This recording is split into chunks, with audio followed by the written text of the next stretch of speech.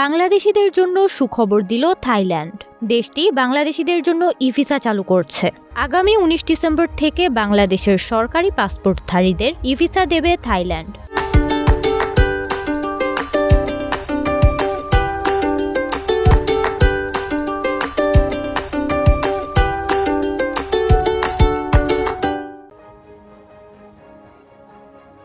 সোমবার ঢাকার থাইল্যান্ড দূতাবাস এ তথ্য নিশ্চিত করেছে। বাংলাদেশি সাধারণ পাসপোর্টধারীরা অনলাইনে আবেদন করে থাইল্যান্ডের ভিসা নিতে পারবে। আবেদনের 10 দিনের মধ্যেই ভিসা ইমেইলে পাঠানো হবে।